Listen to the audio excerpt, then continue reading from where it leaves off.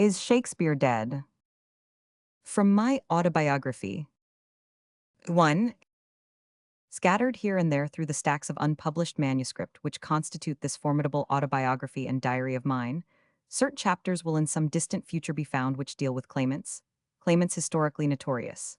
Satan, claimant; the golden calf, claimant; the veiled prophet of Chorasan, claimant; Louis Roman 17, claimant; William Shakespeare, claimant; Arthur Orton, claimant; Mary Baker G. Eddy, claimant; and the rest of them. Eminent claimants, successful claimants, defeated claimants, royal claimants, pleb claimants, showy claimants, shabby claimants, revered claimants, despised claimants, twinkle star-like here and there, and yonder through the mists of history and legend and tradition, and, oh, all the darling tribe are clothed in mystery and romance, and we read about them with deep interest and discuss them with loving sympathy or with rancorous resentment, according to which side we hitch ourselves to. It has always been so with the human race. There was never a claimant that couldn't get a hearing, nor one that couldn't accumulate a rapturous following, no matter how flimsy and apparently unauthentic his claim might be. Arthur Orton's claim that he was the lost Tichborne baronet come to life again was as flimsy as Mrs. Eddy's that she wrote science and health from the direct dictation of the deity. Yet in England, nearly 40 years ago, Orton had a huge army of devotees and incorrigible adherents, many of whom remained stubbornly unconvinced after their fat god had been proven an impostor and jailed as a perjurer. And today Mrs. Eddy's following is not only immense, but is daily augmenting in numbers and enthusiasm. Orton had many fine and educated minds among his adherents. Mrs. Eddy has had the like among hers from the beginning. Her church is as well equipped in those particulars as is any other church. Claimants can always count upon a following. It doesn't matter who they are, nor what they claim, nor whether they come with documents or without. It was always so. Down out of the long-vanished past, across the abyss of the ages, if you listen, you can still hear the believing multitudes shouting for Perkin Warbeck and Lambert Simnel. A friend has sent me a new book from England, The Shakespeare Problem Restated, well restated and closely reasoned, and my 50 years' interest in that matter, asleep for the last 3 years, is excited once more. It is an interest which was born of Delia Bacon's book, away back in that ancient day, 1857, or maybe 1856. About a year later, my pilot master, Bixby, transferred me from his own steamboat to the Pennsylvania and placed me under the orders and instructions of George Ealer, dead now, these many, many years. I steered for him a good many months, as was the humble duty of the pilot apprentice, stood a daylight watch and spun the wheel under the severe superintendence and correction of the master. He was a prime chess player and an idolater of Shakespeare. He would play chess with anybody, even with me, and it cost his official dignity something to do that. Also, quite uninvited, he would read Shakespeare to me, not just casually but by the hour when it was his watch and I was steering. He read well but not profitably for me because he constantly injected commands into the text. That broke it all up, mixed it all up, tangled it all up, to that degree, in fact, that if we were in a risky and difficult piece of river, an ignorant person couldn't have told, sometimes, which observations were Shakespeare's and which were Ealer's. For instance, "What man dare I dare? Approach thou, what are you laying in the leads for? What a hell of an idea. Like the rugged ease her off a little, ease her off. Rugged Russian bear, the armed rhinoceros, or the there she goes. Meet her, meet her. Didn't you know she'd smell the reef if you crowded it like that? Heacan tiger, take any shape but that and my firm nerves shall be in the woods the first you know. Stop the starboard. Come ahead strong on the larboard. Back the starboard. Now then, you're all right. Come ahead on the starboard. Straighten up and go, long, never tremble, or be alive again and dare me to the desert damnation. Can't you keep away from that greasy water? Pull her down. Snatch her bald-headed. With thy sword, if trembling I inhabit then, lay in the leads. No, only with the starboard one, leave the other alone, protest me the baby of a girl. Hence horrible shadow. 8 bells, that watchman's asleep again, I reckon, go down and call Brown yourself, unreal mockery, hence." He certainly was a good reader, and splendidly thrilling and stormy and tragic, but it was a damage to me, because I have never since been able to read Shakespeare in a calm and sane way. I cannot rid it of his explosive interlardings, they break in everywhere with their irrelevant, "What in hell are you up to now? Pull her down, more. There now, steady as you go," and the other disorganizing interruptions that were always leaping from his mouth. When I read Shakespeare now, I can hear them as plainly as I did in that long-departed time, 51 years ago. I never regarded Ealer's readings as educational. Indeed, they were a detriment to me. His contributions to the text seldom improved it, but barring that detail, he was a good reader. I can say that much for him. He did not use the book, and did not need to. He knew his Shakespeare as well as Euclid ever knew his multiplication table. Did he have something to say, this Shakespeare-adoring Mississippi pilot, anent Delia Bacon's book? Yes, and he said it all the time, for months, in the morning watch, the middle watch, and dog watch, and probably kept it going in his sleep. He bought the literature of the dispute as fast as it appeared, and we discussed it all through 1,300 miles of river 4 times traversed in every 35 days, the time required by that swift boat to achieve 2 round trips. We discussed and discussed and discussed and disputed and disputed and disputed. At any rate, he did, and I got in a word now and then when he slipped a cog and there was a vacancy. He did his arguing with heat, with energy, with violence. And I did mine with the reserve and moderation of a subordinate who does not like to be flung out of a pilot house that is perched 40 feet above the water. He was fiercely loyal to Shakespeare and cordially scornful of Bacon and of all the pretensions of the Baconians. So was I, at first. And at first he was glad that that was my attitude. There were even indications that he admired it. Indications dimmed, it is true, by the distance that lay between the lofty bospilatical altitude and my lowly one, yet perceptible to me, perceptible and translatable into a compliment, compliment coming down from above the snow line and not well thawed in the transit, and not likely to set anything afire, not even a cub pilot's self-conceit, still a detectable compliment and precious. Naturally, it flattered me into being more loyal to Shakespeare, if possible, than I was before, and more prejudiced against Bacon, if possible, than I was before. And so we discussed and discussed, both on the same side, and were happy. For a while, only for a while, only for a very little while, a very, very, very little while. Then the atmosphere began to change, began to cool off. A brighter person would have seen what the trouble was, earlier than I did, perhaps, but I saw it early enough for all practical purposes. You see, he was of an argumentative disposition. Therefore it took him but a little time to get tired of arguing with a person who agreed with everything he said, and consequently never furnished him a provocative to flare up and show what he could do when it came to clear, cold, hard, rose-cut, hundred-faceted, diamond-flashing reasoning. That was his name for it. It has been applied since, with complacency, as many as several times in the Bacon-Shakespeare scuffle. On the Shakespeare side. Then the thing happened which has happened to more persons than to me, when principle and personal interest found themselves in opposition to each other, and a choice had to be made. I let principle go, and went over to the other side. Not the entire way, but far enough to answer the requirements of the case. That is to say, I took this attitude, to wit, I only believed Bacon wrote Shakespeare, whereas I knew Shakespeare didn't. Ealer was satisfied with that, and the war broke loose. Study, practice, experience in handling my end of the matter presently enabled me to take my new position almost seriously. A little bit later, utterly seriously. A little later still, lovingly, gratefully, devotedly. Finally, fiercely, rabidly, uncompromisingly. After that I was welded to my faith. I was theoretically ready to die for it. And I looked down with compassion, not unmixed with scorn, upon everybody else's faith that didn't tally with mine. That faith, imposed upon me by self-interest in that ancient day, remains my faith today, and in it I find comfort, solace, peace, and never-failing joy. You see how curiously theological it is. The rice Christian of the Orient goes through the very same steps when he is after rice and the missionary is after him. He goes for rice and remains to worship. Ealer did a lot of our reasoning, not to say substantially all of it. The slaves of his cult have a passion for calling it by that large name. We others do not call our inductions and deductions and reductions by any name at all. They show for themselves what they are, and we can with tranquil confidence leave the world to ennoble them with a title of its own choosing. Now and then when Ealer had to stop to cough, I pulled my induction talents together and hove the controversial lead myself, always getting 8 feet, 8.5, often 9, sometimes even quarter less Twain, as I believed, but always no bottom, as he said. I got the best of him only once. I prepared myself. I wrote out a passage from Shakespeare.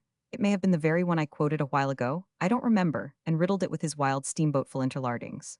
When an unrisky opportunity offered, one lovely summer day, when we had sounded and buoyed a tangled patch of crossings known as Hell's Half-Acre, and were aboard again, and he had sneaked the Pennsylvania triumphantly through it without once scraping sand, and the A.T. Lacey had followed in our wake and got stuck, and he was feeling good. I showed it to him. It amused him. I asked him to fire it off, read it, I diplomatically added, as only he could read dramatic poetry. The compliment touched him where he lived. He did read it with surpassing fire and spirit. Read it as it will never be read again.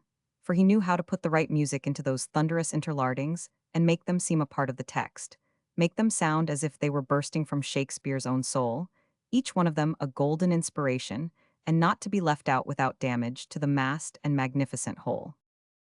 I waited a week to let the incident fade, waited longer, waited until he brought up for reasonings and vituperation my pet position, my pet argument, the one which I was fondest of, the one which I prized far above all others in my ammunition wagon, to wit, that Shakespeare couldn't have written Shakespeare's works, for the reason that the man who wrote them was limitlessly familiar with the laws, and the law courts, and law proceedings, and lawyer talk, and lawyer ways. And if Shakespeare was possessed of the infinitely divided stardust that constituted this vast wealth, how did he get it, and where and when? From books. From books, that was always the idea. I answered as my readings of the champions of my side of the great controversy had taught me to answer. That a man can't handle glibly and easily and comfortably and successfully the argot of a trade at which he has not personally served. He will make mistakes. He will not and cannot get the trade phrasings precisely and exactly right. And the moment he departs by even a shade from a common trade form, the reader who has served that trade will know the writer hasn't. Ealer would not be convinced. He said a man could learn how to correctly handle the subtleties and mysteries and freemasonries of any trade by careful reading and studying. But when I got him to read again the passage from Shakespeare with the interlardings, he perceived himself that books couldn't teach a student a bewildering multitude of pilot phrases so thoroughly and perfectly that he could talk them off in book and play or conversation, and make no mistake that a pilot would not immediately discover. It was a triumph for me. He was silent a while, and I knew what was happening. He was losing his temper. And I knew he would presently close the session with the same old argument that was always his stay and his support in time of need. The same old argument, the one I couldn't answer because I dasn't, the argument that I was an ass and better shut up. He delivered it, and I obeyed. Oh dear, how long ago it was, how pathetically long ago. And here am I, old, forsaken, forlorn, and alone, arranging to get that argument out of somebody again. When a man has a passion for Shakespeare, it goes without saying that he keeps company with other standard authors. Ealer always had several high-class books in the pilot house, and he read the same ones over and over again, and did not care to change to newer and fresher ones. He played well on the flute, and greatly enjoyed hearing himself play. So did I. He had a notion that a flute would keep its health better if you took it apart when it was not standing a watch. And so, when it was not on duty, it took its rest, disjointed on the compass shelf under the breastboard. When the Pennsylvania blew up and became a drifting rack heap freighted with wounded and dying poor souls, my young brother Henry among them, Pilot Brown had the watch below, and was probably asleep and never knew what killed him. But Ealer escaped unhurt. He and his pilot house were shot up into the air. Then they fell, and Ealer sank through the ragged cavern where the hurricane deck and the boiler deck had been, and landed in a nest of ruins on the main deck, on top of one of the unexploded boilers, where he lay prone in a fog of scald and deadly steam. But not for long. He did not lose his head. Long familiarity with danger had taught him to keep it, in any and all emergencies. He held his coat lapels to his nose with one hand, to keep out the steam, and scrabbled around with the other till he found the joints of his flute. Then he took measures to save himself alive, and was successful. I was not on board. I had been put ashore in New Orleans by Captain Kleinfelter. The reason, however, I have told all about it in the book called Old Times on the Mississippi, and it isn't important anyway, it is so long ago. Chapter 2.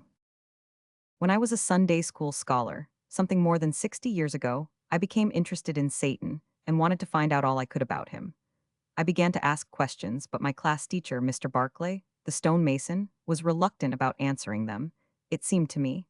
I was anxious to be praised for turning my thoughts to serious subjects when there wasn't another boy in the village who could be hired to do such a thing. I was greatly interested in the incident of Eve and the serpent, and thought Eve's calmness was perfectly noble.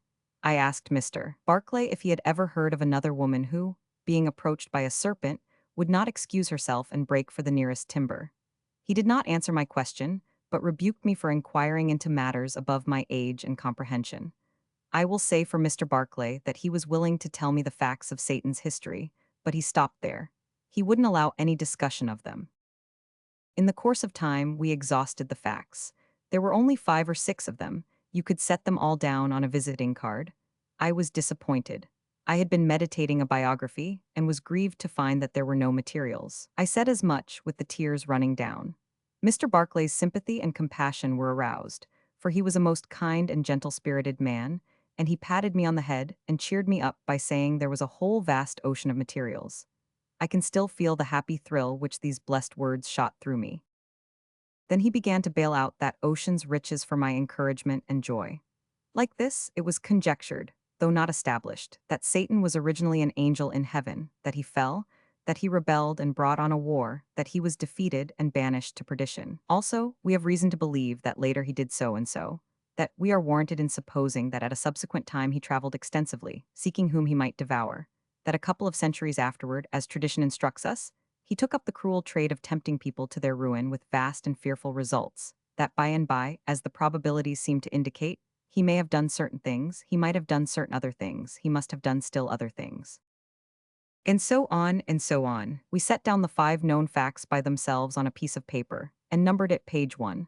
Then on 1,500 other pieces of paper we set down the conjectures, and suppositions, and maybes, and perhapses, and doubtlesses, and rumors, and guesses, and probabilities, and likelihoods, and we are permitted to thinks, and we are warranted in believings, and might have beens, and could have beens, and must have beens, and unquestionablys, and without a shadow of doubts, and behold. Materials, why, we had enough to build a biography of Shakespeare.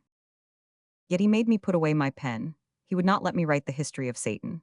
Why? Because, as he said, he had suspicions that my attitude in that matter was not reverent, and that a person must be reverent when writing about the sacred characters. He said anyone who spoke flippantly of Satan would be frowned upon by the religious world and also be brought to account. I assured him, in earnest and sincere words, that he had wholly misconceived my attitude, that I had the highest respect for Satan, and that my reverence for him equaled, and possibly even exceeded, that of any member of any church. I said it wounded me deeply to perceive by his words that he thought I would make fun of Satan, and deride him, laugh at him, scoff at him. Whereas in truth I had never thought of such a thing, but had only a warm desire to make fun of those others and laugh at them. What others? Why? The supposers, the perhapsers, the might have beeners, the could have beeners, the must have beeners, the without a shadow of doubters, the we are warranted in believingers, and all that funny crop of solemn architects who have taken a good solid foundation of 5 indisputable and unimportant facts, and built upon it a conjectural Satan 30 miles high. What did Mr. Barclay do then? Was he disarmed? Was he silenced? No, he was shocked. He was so shocked that he visibly shuddered. He said the satanic traditioners and perhapsers and conjecturers were themselves sacred as their work, so sacred that whoso ventured to mock them or make fun of their work could not afterward enter any respectable house, even by the back door. How true were his words and how wise! How fortunate it would have been for me if I had heeded them. But I was young, I was but 7 years of age, and vain, foolish, and anxious to attract attention. I wrote the biography and have never been in a respectable house since. Chapter 3. How curious and interesting is the parallel, as far as poverty of biographical details is concerned, between Satan and Shakespeare. It is wonderful, it is unique, it stands quite alone, there is nothing resembling it in history, nothing resembling it in romance, nothing approaching it even in tradition. How sublime is their position, and how overtopping, how sky-reaching, how supreme, the 2 great unknowns, the 2 illustrious conjecturabilities. They are the best-known unknown persons that have ever drawn breath upon the planet. For the instruction of the ignorant I will make a list, now, of those details of Shakespeare's history which are facts, verified facts, established facts, undisputed facts. Facts. He was born on the 23rd of April, 1564. Of good farmer-class parents who could not read, could not write, could not sign their names. At Stratford, a small back settlement which in that day was shabby and unclean, and densely illiterate. Of the 19 important men charged with the government of the town, 13 had to make their mark in attesting important documents, because they could not write their names. Of the first 18 years of his life nothing is known, they are a blank. On the 27th of November, 1582, William Shakespeare took out a license to marry Anne Whately. Next day, William Shakespeare took out a license to marry Anne Hathaway. She was 8 years his senior. William Shakespeare married Anne Hathaway, in a hurry. By grace of a reluctantly granted dispensation, there was but one publication of the banns. Within 6 months, the first child was born. About 2 blank years followed, during which period nothing at all happened to Shakespeare, so far as anybody knows. Then came twins, 1585, February. 2 blank years follow. Then, 1587, he makes a 10-year visit to London, leaving the family behind. 5 blank years follow. During this period, nothing happened to him, as far as anybody actually knows. Then, 1592, there is mention of him as an actor. Next year, 1593, his name appears in the official list of players. Next year, 1594, he played before the Queen. A detail of no consequence. Other obscurities did it every year of the 45 of her reign, and remained obscure. 3 pretty full years follow, full of play acting, then. In 1597, he bought new place, Stratford. 13 or 14 busy years follow, years in which he accumulated money, and also reputation as actor and manager. Meantime his name, liberally and variously spelt, had become associated with a number of great plays and poems, as ostensibly author of the same. Some of these, in these years and later, were pirated, but he made no protest. Then 1610-11, he returned to Stratford and settled down for good and all, and busied himself in lending money, trading in tithes, trading in land and houses, shirking a debt of 41 shillings, borrowed by his wife during his long desertion of his family, suing debtors for shillings and coppers, being sued himself for shillings and coppers, and acting as confederate to a neighbor who tried to rob the town of its rights in a certain common, and did not succeed. He lived 5 or 6 years, in the joy of these elevated pursuits.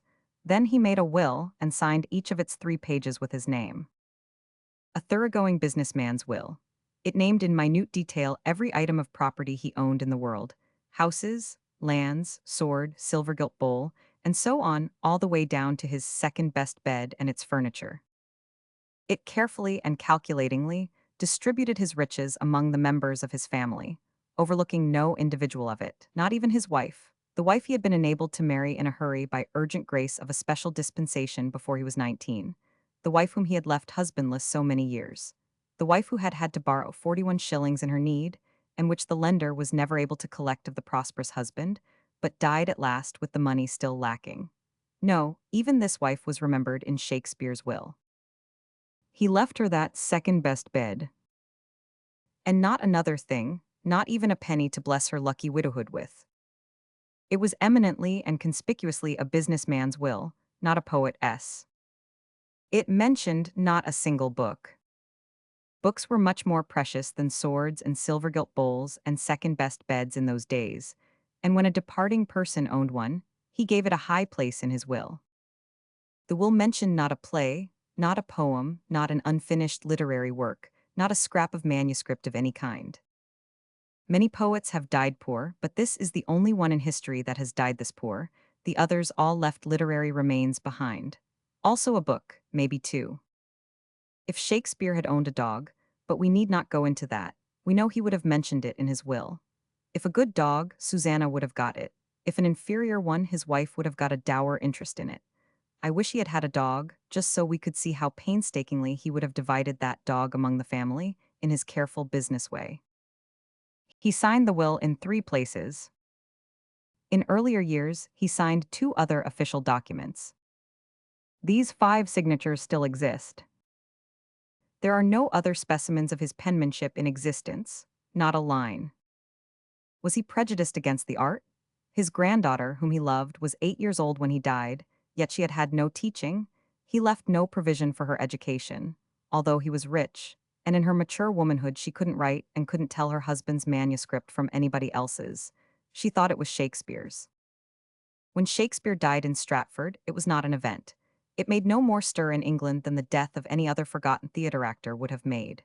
Nobody came down from London. There were no lamenting poems, no eulogies, no national tears. There was merely silence and nothing more. A striking contrast with what happened when Ben Jonson, and Francis Bacon, and Spenser, and Raleigh, and the other distinguished literary folk of Shakespeare's time passed from life.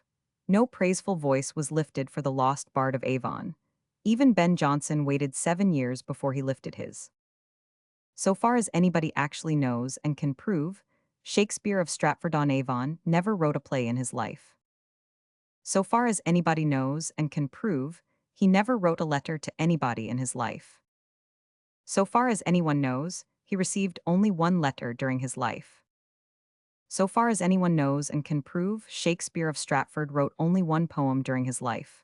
This one is authentic. He did write that one, a fact which stands undisputed. He wrote the whole of it. He wrote the whole of it out of his own head. He commanded that this work of art be engraved upon his tomb, and he was obeyed. There it abides to this day. This is it. Good friend, for Isa's sake forbear to dig the dust enclosed here.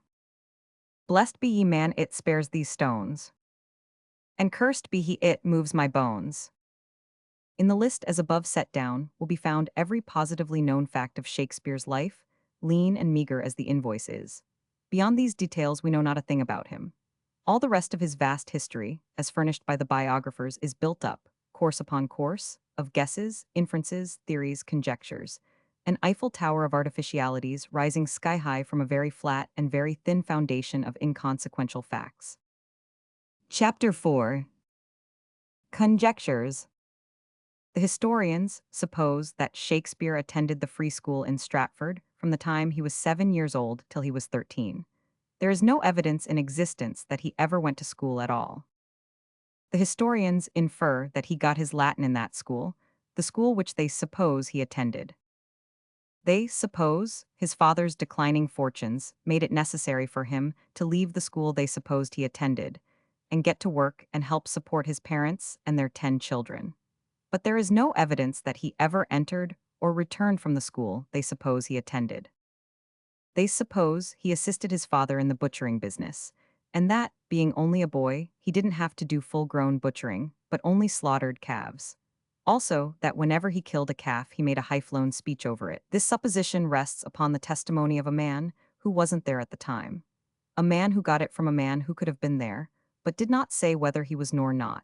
And neither of them thought to mention it for decades, and decades, and decades, and 2 more decades after Shakespeare's death, until old age and mental decay had refreshed and vivified their memories. They hadn't 2 facts in stock about the long-dead distinguished citizen, but only just the one. He slaughtered calves and broke into oratory while he was at it. Curious.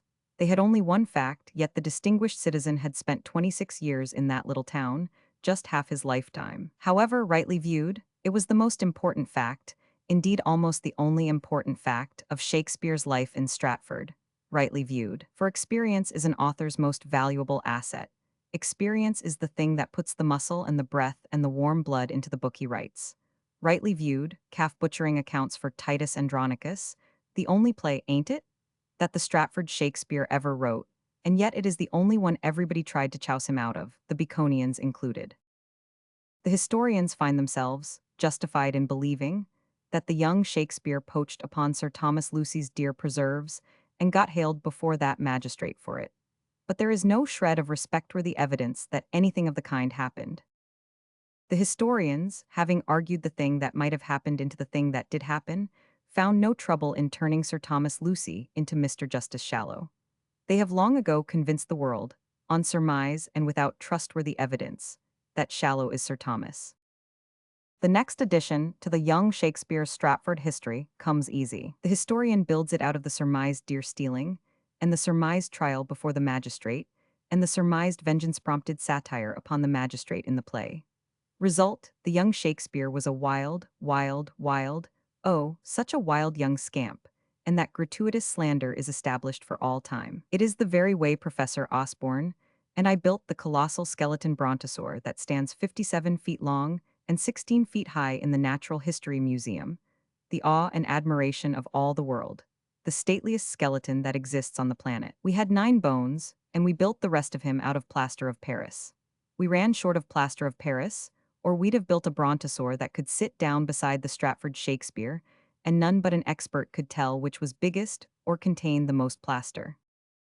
Shakespeare pronounced Venus and Adonis the first heir of his invention, apparently implying that it was his first effort at literary composition. He should not have said it. It has been an embarrassment to his historians these many, many years. They have to make him write that graceful and polished and flawless and beautiful poem before he escaped from Stratford and his family. 1586 or 87, age 22 or along there. Because within the next 5 years he wrote 5 great plays and could not have found time to write another line. It is sorely embarrassing. If he began to slaughter calves and poach deer and rollick around and learn English at the earliest likely moment, say at 13, when he was supposedly wrenched from that school where he was supposedly storing up Latin for future literary use, he had his youthful hands full, and much more than full. He must have had to put aside his Warwickshire dialect, which wouldn't be understood in London, and study English very hard. Very hard indeed, incredibly hard almost, if the result of that labor was to be the smooth and rounded and flexible and letter-perfect English of the Venus and Adonis in the space of 10 years, and at the same time learn great and fine and unsurpassable literary form. However, it is conjectured that he accomplished all this and more, much more, learned law and its intricacies, and the complex procedure of the law courts, and all about soldiering and sailoring, and the manners and customs and ways of royal courts and aristocratic society, and likewise accumulated in his one head every kind of knowledge the learned then possessed, and every kind of humble knowledge possessed by the lowly and the ignorant, and added thereto a wider and more intimate knowledge, the world's great literatures, ancient and modern, than was possessed by any other man of his time, for he was going to make brilliant and easy and admiration-compelling use of these splendid treasures the moment he got to London. And according to the surmisers, that is what he did. Yes, although there was no one in Stratford able to teach him these things, and no library in the little village to dig them out of. His father could not read, and even the surmisers surmised that he did not keep a library. It is surmised by the biographers that the young Shakespeare got his vast knowledge of the law, and his familiar and accurate acquaintance with the manners and customs and shop talk of lawyers through being for a time the clerk of a Stratford court. Just as a bright lad like me, reared in a village on the banks of the Mississippi, might become perfect in knowledge of the Bering Strait whale fishery, and the shop talk of the veteran exercises of that adventure bristling, trade through catching catfish with a trot line Sundays. But the surmise is damaged by the fact that there is no evidence, and not even tradition, that the young Shakespeare was ever clerk of a law court. It is further surmised that the young Shakespeare accumulated his law treasures in the first years of his sojourn in London, through amusing himself by learning book law in his garret and by picking up lawyer talk, and the rest of it through loitering about the law courts and listening. But it is only surmise. There is no evidence that he ever did either of those things. They are merely a couple of chunks of plaster of Paris. There is a legend that he got his bread and butter by holding horses in front of the London theaters, mornings and afternoons. Maybe he did. If he did, it seriously shortened his law study hours and his recreation time in the courts. In those very days he was writing great plays, and needed all the time he could get. The horse-holding legend ought to be strangled.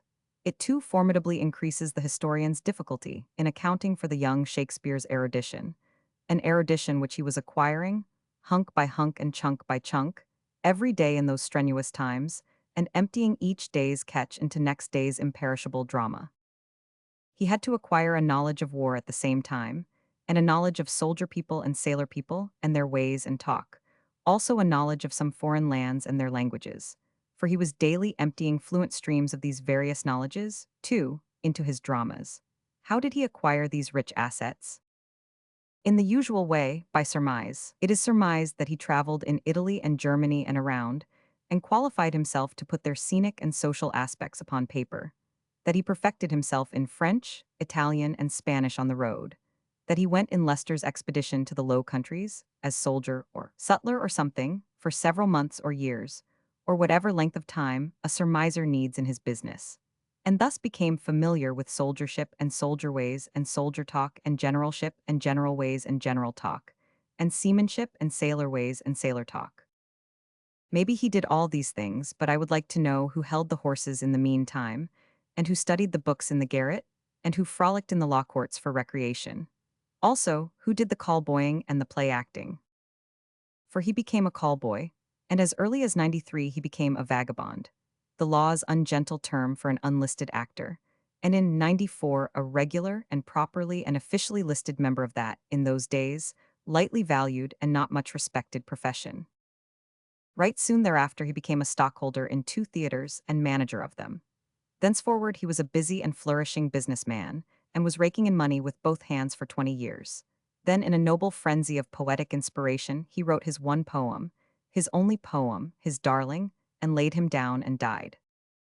Good friend for Isa's sake forbear to dig the dust enclosed here.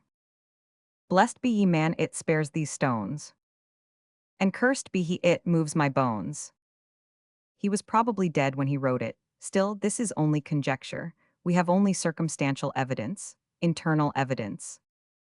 Shall I set down the rest of the conjectures which constitute the giant biography of William Shakespeare? It would strain the unabridged dictionary to hold them. He is a brontosaur, 9 bones and 600 barrels of plaster of Paris. 5. We may assume. In the assuming trade, 3 separate and independent cults are transacting business. 2 of these cults are known as the Shakespearites and the Baconians, and I am the other one, the Brontosaurian. The Shakespearite knows that Shakespeare wrote Shakespeare's works. The Baconian knows that Francis Bacon wrote them. The Brontosaurian doesn't really know which of them did it, but is quite composedly and contentedly sure that Shakespeare didn't, and strongly suspects that Bacon did. We all have to do a good deal of assuming, but I am fairly certain that in every case I can call to mind the Baconian assumers have come out ahead of the Shakespearites. Both parties handle the same materials, but the Baconians seem to me to get much more reasonable and rational and persuasive results out of them than is the case with the Shakespearites. The Shakespearite conducts his assuming upon a definite principle, an unchanging and immutable law, which is 2 and n added together make 165. I believe this to be an error. No matter, you cannot get a habit-sodden Shakespearite to cipher up his materials upon any other basis. With the Baconian it is different. If you place before him the above figures and set him to adding them up, he will never in any case get more than 45 out of them, and in 9 cases out of 10, he will get just the proper 31. Let me try to illustrate the 2 systems in a simple and homely way, calculated to bring the idea within the grasp of the ignorant and unintelligent. We will suppose a case. Take a lap-bred, house-fed, uneducated, inexperienced kitten. Take a rugged old Tom that's scarred from stem to rudder post with the memorials of strenuous experience, and is so cultured, so educated, so limitlessly erudite that one may say of him, all cat knowledge is his province. Also, take a mouse. Lock the 3 up in a holeless, crackless, exitless prison cell. Wait half an hour, then open the cell, introduce a Shakespearite and a Baconian, and let them cipher and assume. The mouse is missing. The question to be decided is, where is it? You can guess both verdicts beforehand. One verdict will say the kitten contains the mouse. The other will as certainly say the mouse is in the tomcat. The Shakespearite will reason like this. That is not my word, it is his. He will say the kitten may have been attending school when nobody was noticing. Therefore, we are warranted in assuming that it did so. Also, it could have been training in a court clerk's office when no one was noticing. Since that could have happened, we are justified in assuming that it did happen. It could have studied catology in a garret when no one was noticing. Therefore it did. It could have attended cat assizes on the shed roof nights, for recreation, when no one was noticing, and have harvested a knowledge of cat court forms and cat lawyer talk in that way. It could have done it, therefore. Without a doubt it did. It could have gone soldiering with a war tribe when no one was noticing, and learned soldier wiles and soldier ways, and what to do with a mouse when opportunity offers. The plain inference, therefore, is that that is what it did. Since all these manifold things could have occurred, we have every right to believe they did occur. These patiently and painstakingly accumulated vast acquirements and competences needed but one thing more, opportunity, to convert themselves into triumphant action. The opportunity came, we have the result. Beyond shadow of question, the mouse is in the kitten. It is proper to remark that when we of the 3 cults plant a we think we may assume, we expect it, under careful watering and fertilizing and tending, to grow up into a strong and hardy and weather-defying. There isn't a shadow of a doubt at last, and it usually happens. We know what the Baconian's verdict would be. There is not a rag of evidence that the kitten has had any training, any education, any experience qualifying it for the present occasion, or is indeed equipped for any achievement above lifting such unclaimed milk as comes its way. But there is abundant evidence, unassailable proof, in fact, that the other animal is equipped, to the last detail, with every qualification necessary for the event. Without shadow of doubt, the tomcat contains the mouse. In Chapter 6, when Shakespeare died, in 1616, great literary productions attributed to him as author had been before the London world and in high favor for 24 years. Yet his death was not an event. It made no stir, it attracted no attention. Apparently, his eminent literary contemporaries did not realize that a celebrated poet had passed from their midst. Perhaps they knew a play actor of minor rank had disappeared, but did not regard him as the author of his works. We are justified in assuming this. His death was not even an event in the little town of Stratford. Does this mean that in Stratford, he was not regarded as a celebrity of any kind? We are privileged to assume, no, we are indeed obliged to assume, that such was the case. He had spent the first 22 or 23 years of his life there, and of course knew everybody and was known by everybody of that day in the town, including the dogs and the cats and the horses. He had spent the last 5 or 6 years of his life there, diligently trading in every big and little thing that had money in it.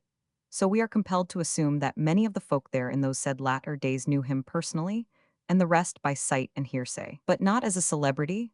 Apparently not, for everybody soon forgot to remember any contact with him or any incident connected with him. The dozens of townspeople, still alive, who had known of him or known about him in the first 23 years of his life were in the same unremembering condition.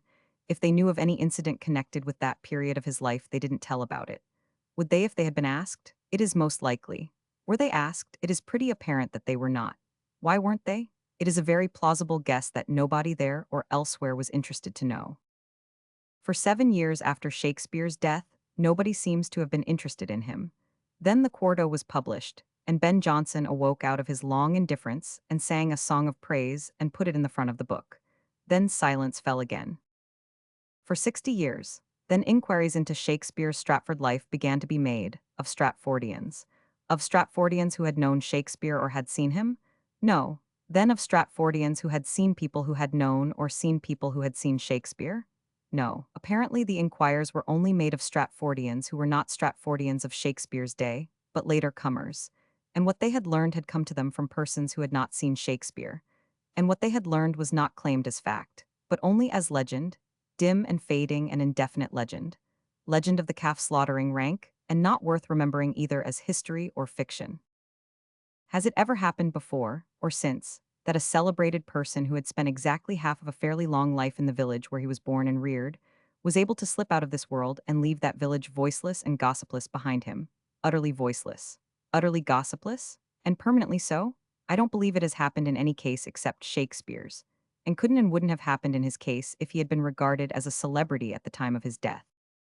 When I examine my own case, but let us do that, and see if it will not be recognizable as exhibiting a condition of things quite likely to result, most likely to result, indeed substantially sure to result in the case of a celebrated person, a benefactor of the human race, like me. My parents brought me to the village of Hannibal, Missouri, on the banks of the Mississippi, when I was 2.5 years old. I entered school at 5 years of age and drifted from one school to another in the village during 9.5 years. Then my father died, leaving his family in exceedingly straitened circumstances, wherefore my book education came to a standstill forever, and I became a printer's apprentice, on board and clothes, and when the clothes failed, I got a hymn book in place of them. This for summer wear, probably. I lived in Hannibal 15.5 years altogether, then ran away, according to the custom of persons who are intending to become celebrated. I never lived there afterward.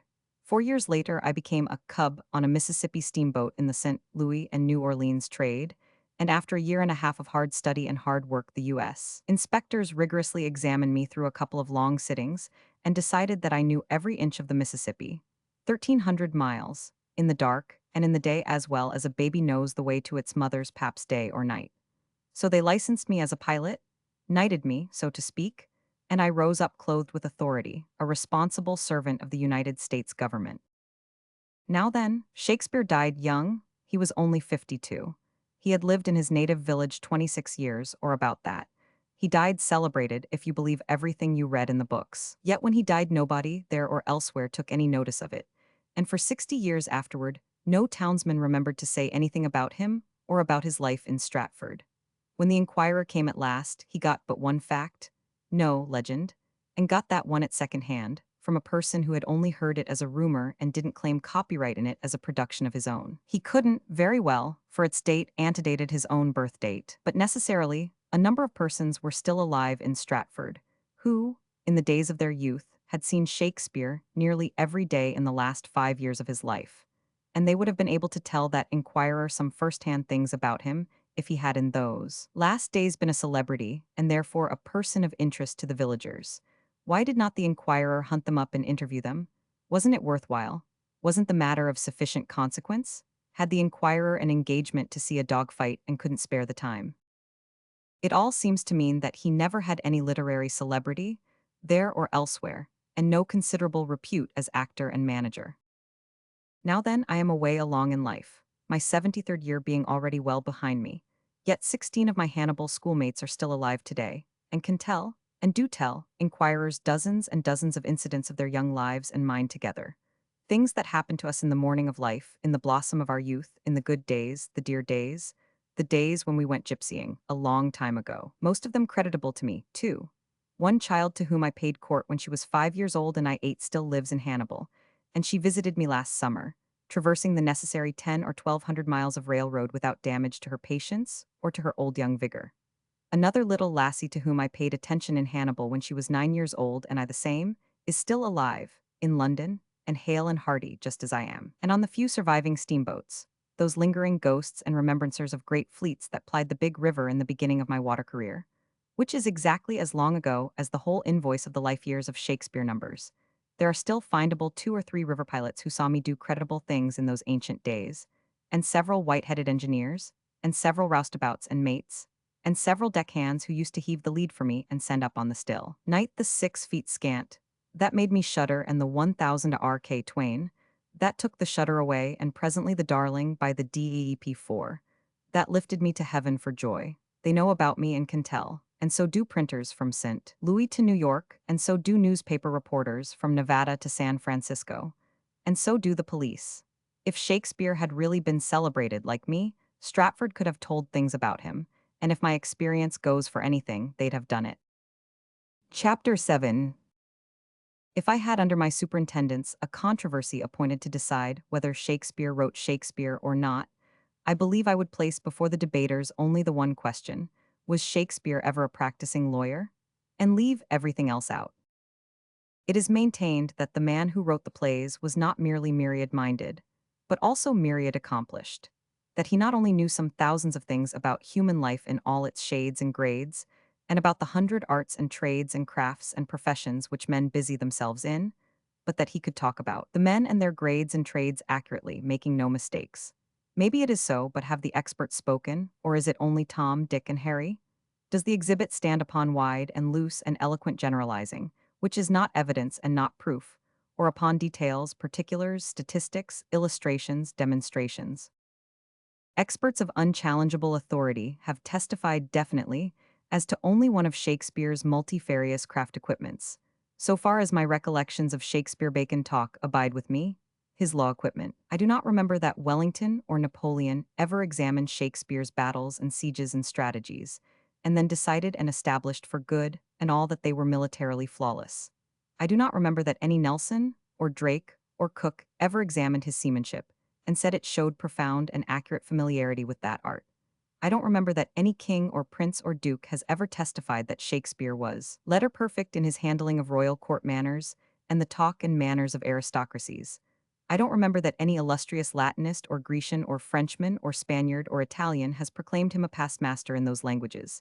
I don't remember that there is testimony, great testimony, imposing testimony, unanswerable and unattackable testimony as to any of Shakespeare's 100 specialties, except one: the law. Other things change with time, and the student cannot trace back with certainty the changes that various trades and their processes and technicalities have undergone in the long stretch of a century or two, and find out what their processes and technicalities were in those early days. But with the law it is different. It is milestoned and documented all the way back, and the master of that wonderful trade, that complex and intricate trade, that awe-compelling trade, has competent ways of knowing whether Shakespeare law is good law or not, and whether his law court procedure is correct or not, and whether his legal shop talk is the shop talk of a veteran practitioner, or only a machine-made counterfeit of it gathered from books and from occasional loiterings in Westminster. Richard H. Dana served 2 years before the mast, and had every experience that falls to the lot of the sailor before the mast of our day. His sailor talk flows from his pen with the sure touch and the ease and confidence of a person who has lived what he is talking about, not gathered it from books and random listenings. Hear him. Having hove short, cast off the gaskets, and made the bunt of each sail fast by the jigger, with a man on each yard, at the word the whole canvas of the ship was loosed, and with the greatest rapidity possible everything was sheeted home and hoisted up, the anchor tripped and cat-headed, and the ship under headway. Again, the royal yards were all crossed at once, and royals and skysails set, and, as we had the wind free, the booms were run out, and all were aloft, active as cats, laying out on the yards and booms, reeving the studding sail gear. And sail after sail the captain piled upon her, until she was covered with canvas, her sails looking like a great white cloud resting upon a black speck. Once more, a race in the Pacific. Our antagonist was in her best trim. Being clear of the point, the breeze became stiff, and the royal masts bent under our sails, but we would not take them in until we saw three boys spring into the rigging of the California. Then they were all furled at once, but with orders to our boys to stay aloft at the top-gallant mastheads and loose them again at the word. It was my duty to furl the foreroyal, and while standing by to loose it again, I had a fine view of the scene. From where I stood, the two vessels seemed nothing but spars and sails, while their narrow decks, far below, slanting over by the force of the wind aloft, appeared hardly capable of supporting the great fabrics raised upon them.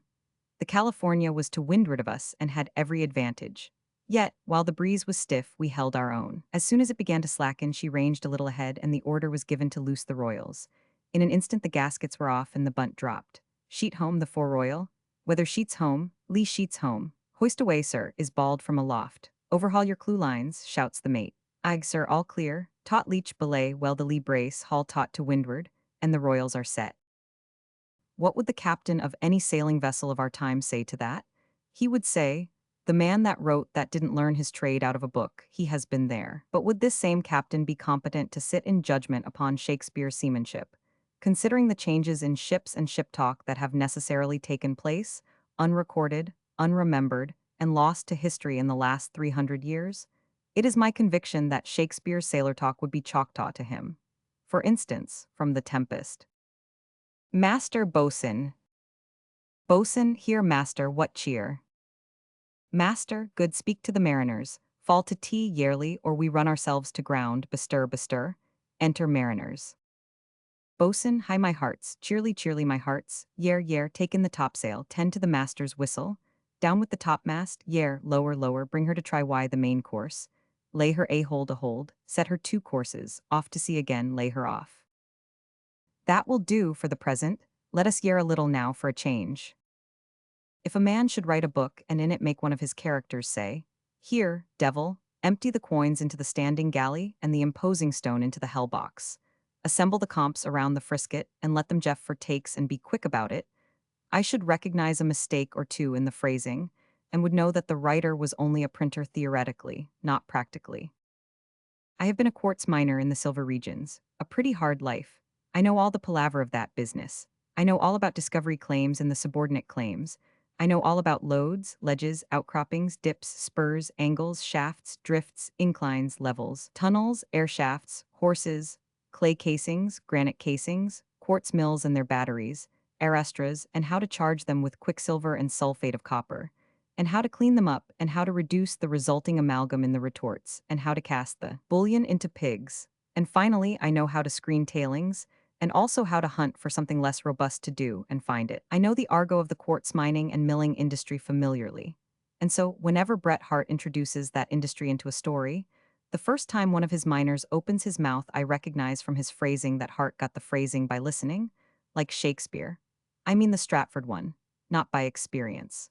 No one can talk the quartz dialect correctly without learning it with pick and shovel and drill and fuse. I have been a surface miner, gold, and I know all its mysteries and the dialect that belongs with them. And whenever Hart introduces that industry into a story, I know, by the phrasing of his characters, that neither he nor they have ever served that trade. I have been a pocket miner, a sort of gold mining not findable in any but one little spot in the world, so far as I know. I know how, with horn and water, to find the trail of a pocket, and trace it step by step and stage by stage up the mountain to its source, and find the compact little nest of yellow metal reposing in its secret home under the ground. I know the language of that trade, that capricious trade, that fascinating buried treasure trade, and can catch any writer who tries to use it without having learned it by the sweat of his brow and the labor of his hands. I know several other trades and the argot that goes with them. And whenever a person tries to talk the talk peculiar to any of them, without having learned it at its source, I can trap him always before he gets far on his road. And so, as I have already remarked, if I were required to superintend a Bacon-Shakespeare controversy, I would narrow the matter down to a single question. The only one, so far as the previous controversies have informed me, concerning which illustrious experts of unimpeachable competency have testified. Was the author of Shakespeare's works a lawyer? A lawyer deeply read and of limitless experience. I would put aside the guesses and surmises, and perhapses and might have beens and could have beens and must have beens, and we are justified in presumings, and the rest of those vague specters and shadows and indefinitenesses, and stand or fall, win or lose, by the verdict rendered by the jury upon that single question. If the verdict was yes, I should feel quite convinced that the Stratford Shakespeare, the actor, manager, and trader who died so obscure, so forgotten, so destitute of even village consequence, that 60 years afterward no fellow citizen and friend of his later days remembered to tell anything about him, did not write the works.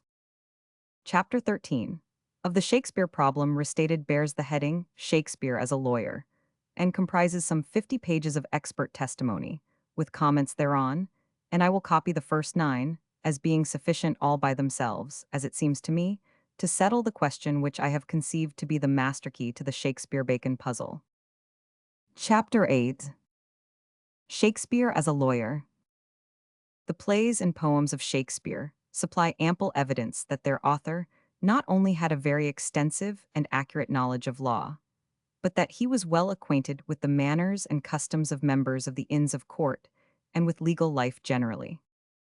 While novelists and dramatists are constantly making mistakes as to the laws of marriage, of wills, and inheritance to Shakespeare's law, lavishly as he expounds it, there can neither be demurrer, nor bill of exceptions, nor writ of error. Such was the testimony borne by one of the most distinguished lawyers of the 19th century, who was raised to the high office of Lord Chief Justice in 1850, and subsequently became Lord Chancellor. Its weight will, doubtless, be more appreciated by lawyers than by laymen, for only lawyers know how impossible it is for those who have not served an apprenticeship to the law to avoid displaying their ignorance if they venture to employ legal terms and to discuss legal doctrines. There is nothing so dangerous, wrote Lord Campbell, as for one not of the craft to tamper with our Freemasonry. A layman is certain to betray himself by using some expression which a lawyer would never employ.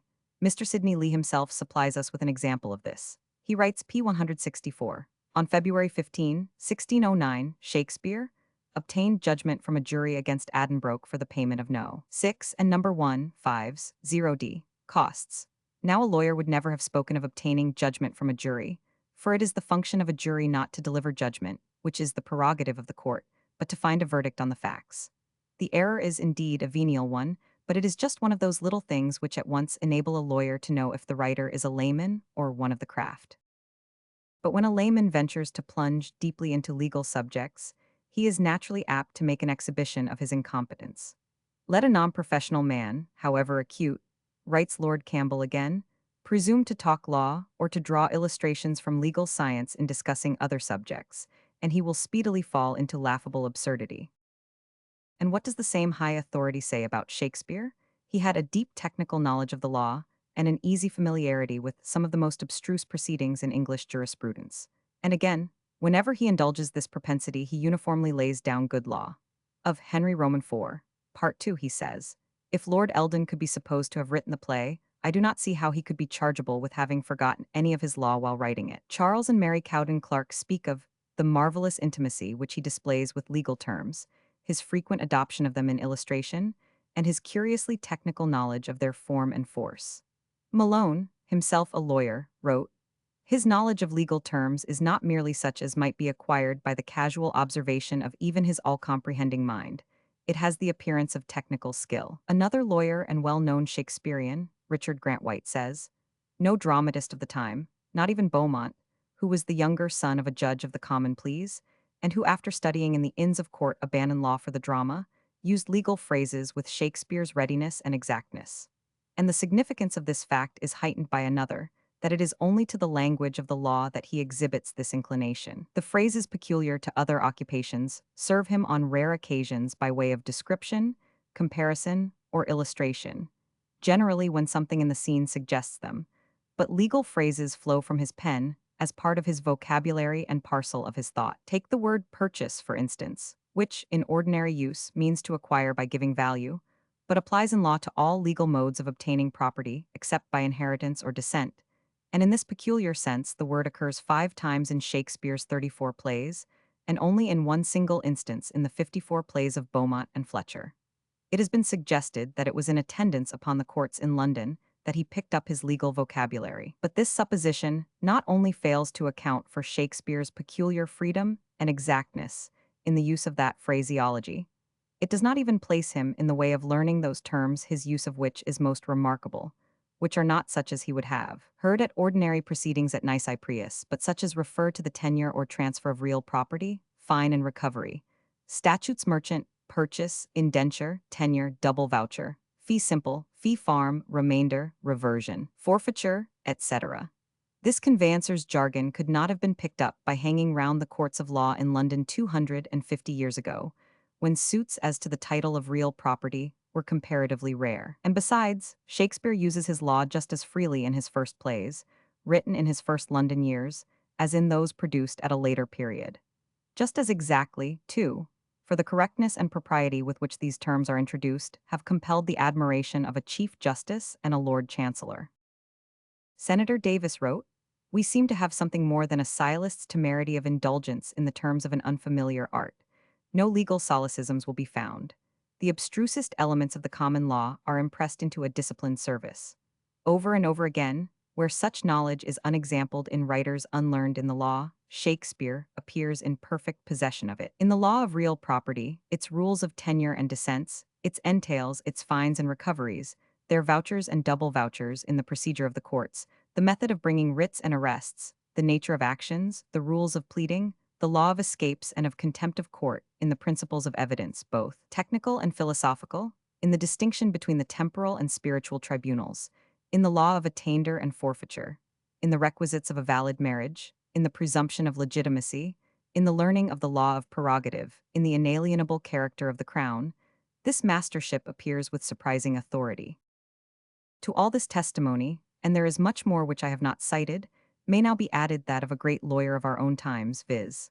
Sir James Playstead Wilde, Q. Created a Baron of the Exchequer in 1860, promoted to the post of Judge Ordinary and Judge of the Courts of Probate and Divorce in 1863, and better known to the world as Lord Penzance, to which dignity he was raised in 1869. Lord Penzance, as all lawyers know, and as the late Mr. Inderwick, K.C., has testified, was one of the first legal authorities of his day, famous for his remarkable grasp of legal principles, and endowed by nature with a remarkable facility for marshalling facts and for a clear expression of his views.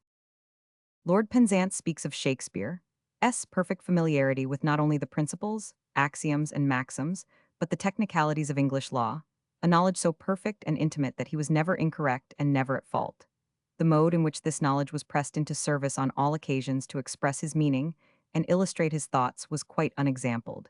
He seems to have had a special pleasure in his complete and ready mastership of it in all its branches. As manifested in the plays, this legal knowledge and learning had therefore a special character, which places it on a wholly different footing from the rest of the multifarious knowledge which is exhibited in page after page of the plays. At every turn and point at which the author required a metaphor, simile, or illustration, his mind ever turned first to the law. He seems almost to have thought in legal phrases.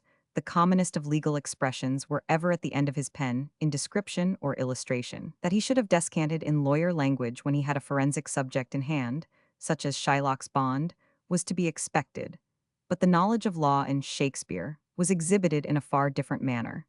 It protruded itself on all occasions, appropriate or inappropriate, and mingled itself with strains of thought widely divergent from forensic subjects. Again, to acquire a perfect familiarity with legal principles, and an accurate and ready use of the technical terms and phrases, not only of the conveyancer's office, but of the pleader's chambers and the courts at Westminster.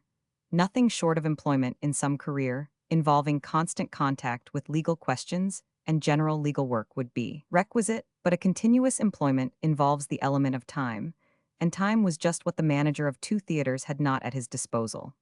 In what portion of Shakespeare's, i.e., Shakespeare's, career would it be possible to point out that time could be found for the interposition of a legal employment in the chambers or offices of practicing lawyers? Stratfordians, as is well known, casting about for some possible explanation of Shakespeare's extraordinary knowledge of law, have made the suggestion that Shakespeare might, conceivably, have been a clerk in an attorney's office before he came to London. Mr. Collier wrote to Lord Campbell to ask his opinion as to the probability of this being true. His answer was as follows: "You require us to believe implicitly a fact, of which, if true, positive and irrefragable evidence in his own handwriting might have been forthcoming to establish it. Not having been actually enrolled as an attorney, neither the records of the local court at Stratford, nor of the superior courts at Westminster, would present his name as being concerned in any suit as an attorney, but it might reasonably have been expected that there would be deeds or wills witnessed by him still extant, and after a very diligent search, none such can be discovered." Upon this Lord Penzance comments, "It cannot be doubted that Lord Campbell was right in this. No young man could have been at work in an attorney's office without being called upon continually to act as a witness, and in many other ways leaving traces of his work and name. There is not a single fact or incident in all that is known of Shakespeare, even by rumor or tradition, which supports this notion of a clerkship. And after much argument and surmise which has been indulged in on the subject, we may, I think, safely put the notion on one side, for no less an authority than Mr. Grant White says finally that the idea of his having been clerk to an attorney has been blown to pieces. It is altogether characteristic of Mr. Churton Collins that he, nevertheless, adopts this exploded myth. That Shakespeare was in early life employed as a clerk in an attorney's office may be correct. At Stratford there was by royal charter a court of record sitting every fortnight, with 6 attorneys, besides the town clerk, belonging to it, and it is certainly not straining probability to suppose that the young Shakespeare may have had employment in one of them. There is, it is true, no tradition to this effect, but such traditions as we have about Shakespeare's occupation between the time of leaving school and going to London are so loose and baseless that no confidence can be placed in them. It is, to say the least, more probable that he was in an attorney's office than that he was a butcher killing calves, in a high style, and making speeches over them. This is a charming specimen of Stratfordian argument. There is, as we have seen, a very old tradition that Shakespeare was a butcher's apprentice. John Dowdall, who made a tour in Warwickshire in 1693, testifies to it as coming from the old clerk who showed him over the church, and it is unhesitatingly accepted as true by Mr. Halliwell Phillips. Vol. IP 11 and Vol. Roman 2 pp. 71-72. Mr. Sidney Lee sees nothing improbable in it, and it is supported by Aubrey, who must have written his account some time before 1680, when his manuscript was completed. Of the attorney's clerk hypothesis, on the other hand, there is not the faintest vestige of a tradition. It has been evolved out of the fertile imaginations of embarrassed Stratfordians, seeking for some explanation of the Stratford rustic's marvelous acquaintance with law and legal terms and legal life. But Mr. Churton Collins has not the least hesitation in throwing over the tradition which has the warrant of antiquity, and setting up in its stead this ridiculous invention, for which not only is there no shred of positive evidence, but which, as Lord Campbell and Lord Penzance point out, is really put out of court by the negative evidence, since no young man could have been at work in an attorney's office without being called upon continually to act as a witness, and in many other ways leaving traces of his work and name. And as Mr. Edwards further points out, since the day when Lord Campbell's book was published, between 40 and 50 years ago, every old deed or will, to say nothing of other legal papers, dated during the period of William Shakespeare's youth, has been scrutinized over half a dozen shires, and not one signature of the young man has been found. Moreover, if Shakespeare had served as clerk in an attorney's office, it is clear that he must have so served for a considerable period in order to have gained, if, indeed, it is credible that he could have so gained, his remarkable knowledge of the law. Can we then for a moment believe that, if this had been so, tradition would have been absolutely silent on the matter? That Dowdall's old clerk, over 80 years of age, should have never heard of it, though he was sure enough about the butcher's apprentice, and that all the other ancient witnesses should be in similar ignorance. But such are the methods of Stratfordian controversy. Tradition is to be scouted when it is found inconvenient, but cited as irrefragable truth when it suits the case. Shakespeare of Stratford was the author of the plays and poems, but the author of the plays and poems could not have been a butcher's apprentice. Away, therefore, with tradition. But the author of the plays and poems must have had a very large and a very accurate knowledge of the law. Therefore, Shakespeare of Stratford must have been an attorney's clerk. The method is simplicity itself. By similar reasoning, Shakespeare has been made a country schoolmaster, a soldier, a physician, a printer, and a good many other things besides, according to the inclination and the exigencies of the commentator. It would not be in the least surprising to find that he was studying Latin as a schoolmaster and law in an attorney's office at the same time. However, we must do Mr. Collins the justice of saying that he has fully recognized, what is indeed tolerably obvious, that Shakespeare must have had a sound legal training. It may, of course, be urged, he writes, that Shakespeare's knowledge of medicine, and particularly that branch of it which related to morbid psychology, is equally remarkable, and that no one has ever contended that he was a physician. Here Mr. Collins is wrong, that contention also has been put forward. It may be urged that his acquaintance with the technicalities of other crafts and callings, notably of marine and military affairs, was also extraordinary, and yet no one has suspected him of being a sailor or a soldier. Wrong again. Why, even Messrs. Garnet and Goss suspect that he was a soldier? This may be conceded, but the concession hardly furnishes an analogy. To these and all other subjects he recurs occasionally, and in season, but with reminiscences of the law his memory, as is abundantly clear, was simply saturated. In season and out of season, now in manifest, now in recondite application, he presses it into the service of expression and illustration. At least a third of his myriad metaphors are derived from it. It would indeed be difficult to find a single act in any of his dramas, nay, in some of them, a single scene, the diction and imagery of which are not colored by it. Much of his law may have been acquired from three books easily accessible to him, namely, Toddell's Precedents, 1572, Pulton's Statutes, 1578, and France's Lawyer's Logic, 1588, works with which he certainly seems to have been familiar. But much of it could only have come from one who had an intimate acquaintance with legal proceedings. We quite agree with Mr. Castle that Shakespeare's legal knowledge is not what could have been picked up in an attorney's office, but could only have been learned by an actual attendance at the courts, at a pleader's chambers, and on circuit, or by associating intimately with members of the bench and bar. This is excellent, but what is Mr. Collins's explanation? Perhaps the simplest solution of the problem is to accept the hypothesis that in early life he was in an attorney's office, that he there contracted a love for the law which never left him, that as a young man in London he continued to study or dabble in it for his amusement, to stroll in leisure hours into the courts, and to frequent the society of lawyers. On no other supposition is it possible to explain the attraction which the law evidently had for him, and his minute and undeviating accuracy in a subject where no layman who has indulged in such copious and ostentatious display of legal technicalities has ever yet succeeded in keeping himself from tripping. A lame conclusion. No other supposition, indeed. Yes, there is another, and a very obvious supposition, namely, that Shakespeare was himself a lawyer, well versed in his trade, versed in all the ways of the courts, and living in close intimacy with judges and members of the Inns of Court. One is, of course, thankful that Mr. Collins has appreciated the fact that Shakespeare must have had a sound legal training. But I may be forgiven if I do not attach quite so much importance to his pronouncements on this branch of the subject as to those of Malone, Lord Campbell, Judge Holmes, Mr. Castle, K.C., Lord Penzance, Mr. Grant White, and other lawyers who have expressed their opinion on the matter of Shakespeare's legal acquirements. Here it may, perhaps, be worthwhile to quote again from Lord Penzance's book, as to the suggestion that Shakespeare had somehow or other managed to acquire a perfect familiarity with legal principles, and an accurate and ready use of the technical terms and phrases, not only of the conveyancer's office, but of the pleader's chambers and the courts at Westminster. This, as Lord Penzance points out, would require nothing short of employment in some career involving constant contact with legal questions and general legal work. But in what portion of Shakespeare's career would it be possible to point out that time could be found for the interposition of a legal employment in the chambers or offices of practicing lawyers? It is beyond doubt that at an early period he was called upon to abandon his attendance at school and assist his father, and was soon after, at the age of 16, bound apprentice to a trade. While under the obligation of this bond, he could not have pursued any other employment. Then he leaves Stratford and comes to London. He has to provide himself with the means of a livelihood, and this he did in some capacity at the theatre. No one doubts that. The holding of horses is scouted by many, and perhaps with justice, as being unlikely and certainly unproved.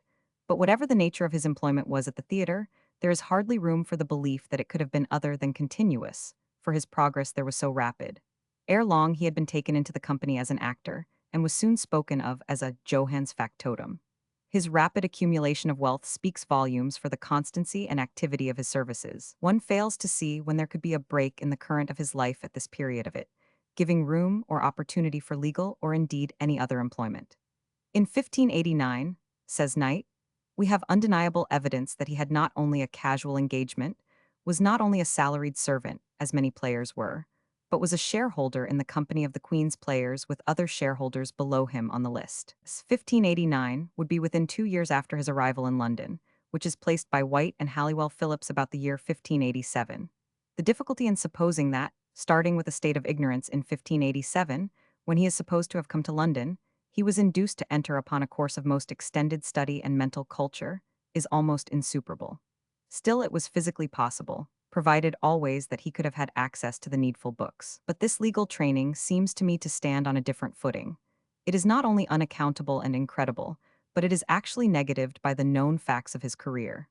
Lord Penzance then refers to the fact that, by 1592, according to the best authority, Mr. Grant White, several of the plays had been written. The Comedy of Errors in 1589, Love's Labour, S. Lost in 1589, Two Gentlemen of Verona in 1589 or 1590, and so forth, and then asks, with this catalogue of dramatic work on hand, was it possible that he could have taken a leading part in the management and conduct of two theatres, and if Mr. Phillips is to be relied upon, taken his share in the performances of the provincial tour of his company, and at the same time devoted himself to the study of the law in all its branches so efficiently as to make himself complete master of its principles and practice, and saturate his mind with all its most technical terms.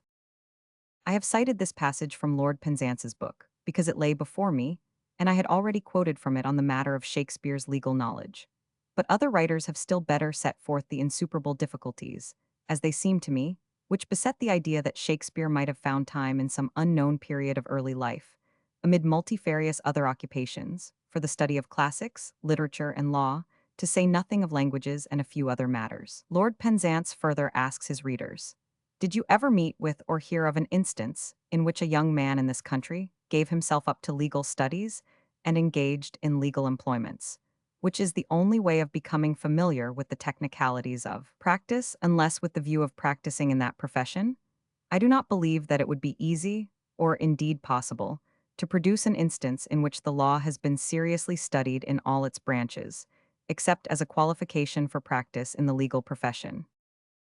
This testimony is so strong, so direct, so authoritative, and so uncheapened, unwatered by guesses and surmises and maybe-sos and might-have-beens and could-have-beens and must-have-beens, and the rest of that ton of plaster of Paris out of which the biographers have built the colossal brontosaur which goes by the Stratford actor's name, that it quite convinces me that the man who wrote Shakespeare's works knew all about law and lawyers.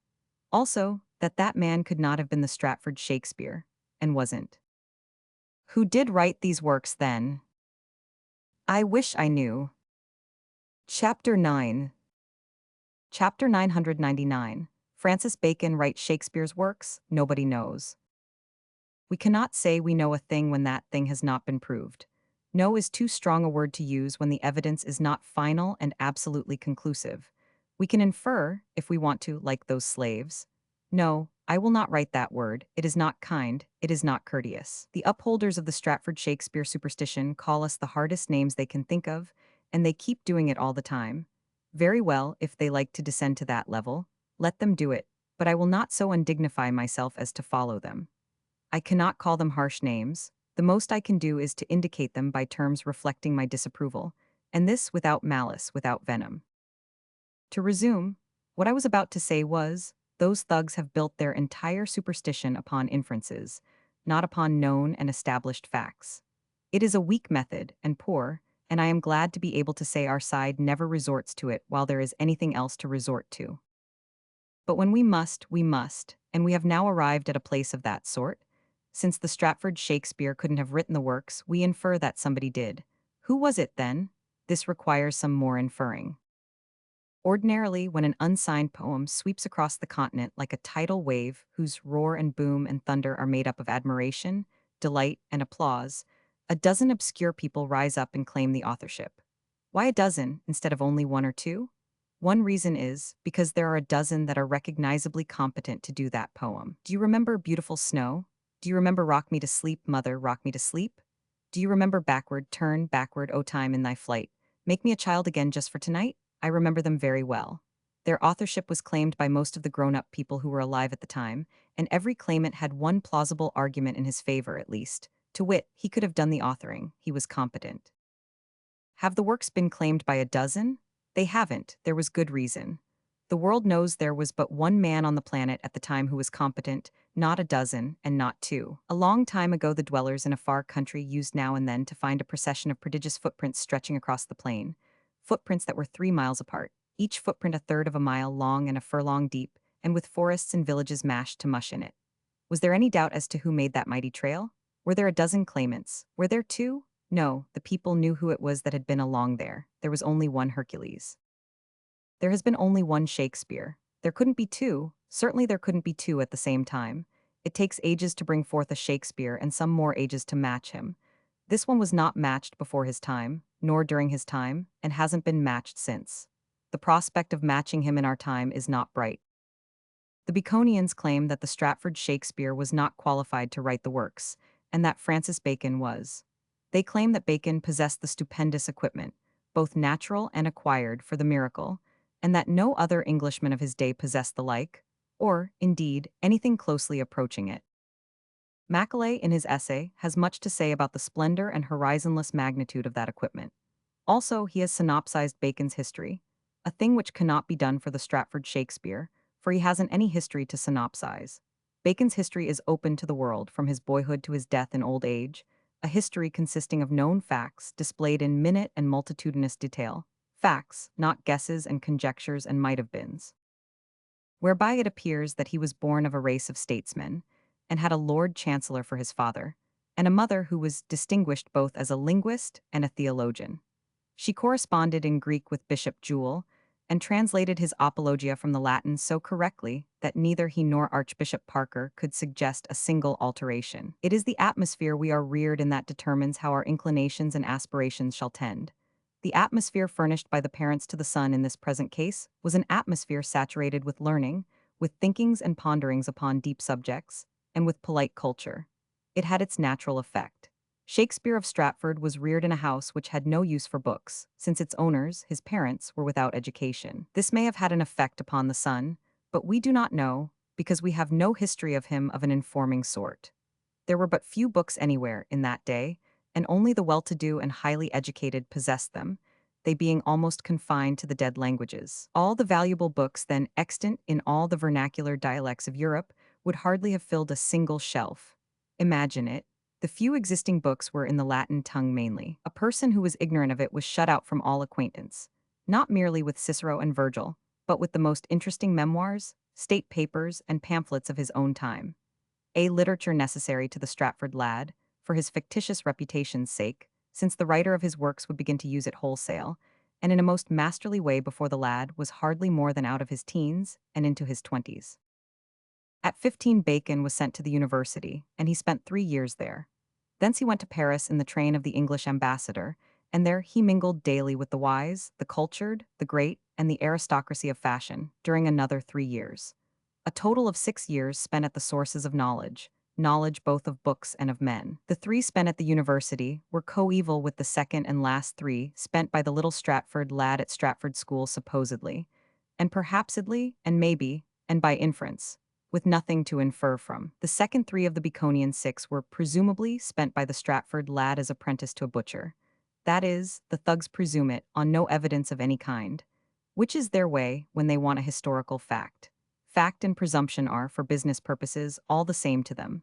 They know the difference, but they also know how to blink it. They know, too, that while in history building a fact is better than a presumption, it doesn't take a presumption long to bloom into a fact when they have the handling of it. They know by old experience that, when they get hold of a presumption tadpole, he is not going to stay tadpole in their history tank.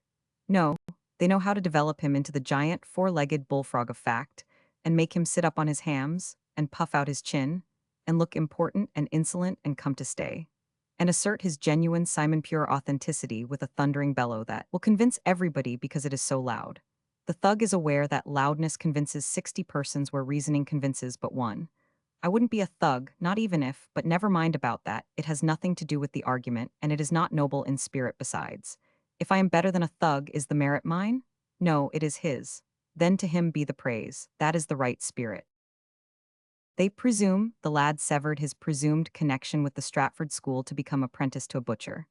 They also presume that the butcher was his father. They don't know. There is no written record of it, nor any other actual evidence. If it would have helped their case any, they would have apprenticed him to 30 butchers, to 50 butchers, to a wilderness of butchers, all by their patented method presumption. If it will help their case, they will do it yet. And if it will further help it, they will presume that all those butchers were his father. And the week after, they will say it. Why, it is just like being the past tense of the compound reflexive adverbial incandescent hypodermic irregular accusative noun of multitude, which is father to the expression which the grammarians call verb. It is like a whole ancestry with only one posterity. To resume, next the young Bacon took up the study of law and mastered that abstruse science. From that day to the end of his life, he was daily in close contact with lawyers and judges, not as a casual onlooker in intervals between holding horses in front of a theater, but as a practicing lawyer, a great and successful one, a renowned one, a Launcelot of the bar, the most formidable lance in the high brotherhood of the legal table round. He lived in the law's atmosphere thenceforth, all his years, and by sheer ability forced his way up its difficult steeps to its supremest summit, the Lord Chancellorship, leaving behind him no fellow craftsman qualified to challenge his divine right to that majestic place. When we read the praises bestowed by Lord Penzance and the other illustrious experts upon the legal condition and legal aptnesses, brilliances, profundities, and felicities so prodigally displayed in the plays, and try to fit them to the historyless Stratford stage manager, they sound wild, strange, incredible, ludicrous. But when we put them in the mouth of Bacon, they do not sound strange. They seem in their natural and rightful place. They seem at home there. Please turn back and read them again. Attributed to Shakespeare of Stratford, they are meaningless. They are inebriate extravagancies. Intemperate admirations of the dark side of the moon, so to speak. Attributed to Bacon, they are admirations of the golden glories of the moon's front side, the moon at the full, and not intemperate, not overwrought, but sane and right and justified. At every turn and point at which the author required a metaphor, simile, or illustration, his mind ever turned first to the law. He seems almost to have thought in legal phrases. The commonest legal phrases, the commonest of legal expressions, were ever at the end of his pen. That could happen to no one but a person whose trade was the law. It could not happen to a dabbler in it. Veteran mariners fill their conversation with sailor phrases and draw all their similes from the ship and the sea and the storm, but no mere passenger ever does it, be he of Stratford or elsewhere, or could do it with anything resembling accuracy, if he were hardy enough to try. Please read again what Lord Campbell and the other great authorities have said about Bacon when they thought they were saying it about Shakespeare of Stratford. 10. The rest of the equipment. The author of the plays was equipped, beyond every other man of his time, with wisdom, erudition, imagination, capaciousness of mind, grace, and majesty of expression. Everyone has said it, no one doubts it. Also, he had humor in rich abundance, and always wanting to break out. We have no evidence of any kind that Shakespeare of Stratford possessed any of these gifts or any of these acquirements. The only lines he ever wrote, so far as we know, are substantially barren of them, barren of all of them. Good friend, for Isa's sake forbear to dig the dust enclosed here. Blessed be ye man, it spares these stones. And cursed be he, it moves my bones. Ben Jonson says of Bacon, as orator, his language, where he could spare and pass by a jest, was nobly censorious. No man ever spoke more neatly, more pressly, more weightily, or suffered less emptiness, less idleness in what he uttered. No member of his speech but consisted of his its own graces. The fear of every man that heard him was lest he should make an end. From Macaulay, he continued to distinguish himself in Parliament, particularly by his exertions in favor of one excellent measure on which the king's heart was set, the union of England and Scotland. It was not difficult for such an intellect to discover many irresistible arguments in favor of such a scheme. He conducted the great case of the post natty in the Exchequer Chamber, and the decision of the judges, a decision the legality of which may be questioned, but the beneficial effect of which must be acknowledged, was in a great measure attributed to his dexterous management. Again, while actively engaged in the House of Commons and in the courts of law, he still found leisure for letters and philosophy. The noble treatise on the advancement of learning, which at a later period was expanded into the De Augmentis, appeared in 1605. The Wisdom of the Ancients, a work which, if it had proceeded from any other writer, would have been considered as a masterpiece of wit and learning, was printed in 1609. In the meantime, the Novum Organum was slowly proceeding. Several distinguished men of learning had been permitted to see portions of that extraordinary book, and they spoke with the greatest admiration of his genius. Even Sir Thomas Bodley, after perusing the Cogitata et Visa, one of the most precious of those scattered leaves out of which the great oracular volume was afterward made up, acknowledged that, in all proposals and plots in that book, Bacon showed himself a master workman, and that, it could not be gainsaid, but all the treatise over did abound with choice conceits of the present state of learning, and with worthy contemplations of the means to procure it. In 1612, a new edition of the essays appeared, with additions surpassing the original collection both in bulk and quality. Nor did these pursuits distract Bacon's attention from a work the most arduous, the most glorious, and the most useful that even his mighty powers could have achieved, the reducing and recompiling, to use his own phrase, of the laws of England. To serve the exacting and laborious offices of Attorney General and Solicitor General would have satisfied the appetite of any other man for hard work, but Bacon had to add the vast literary industries just described to satisfy his. He was a born worker. The service which he rendered to letters during the last 5 years of his life, amid 10,000 distractions and vexations, increased the regret with which we think on the many years which he had wasted, to use the words of Sir Thomas Bodley, on such study as was not worthy such a student. He commenced a digest of the laws of England, a history of England under the princes of the House of Tudor, a body of national history, a philosophical romance. He made extensive and valuable additions to his essays. He published the inestimable treatise De Augmentis Scientiarum. Did these labors of Hercules fill up his time to his contentment and quiet his appetite for work? Not entirely. The trifles with which he amused himself in hours of pain and languor bore the mark of his mind.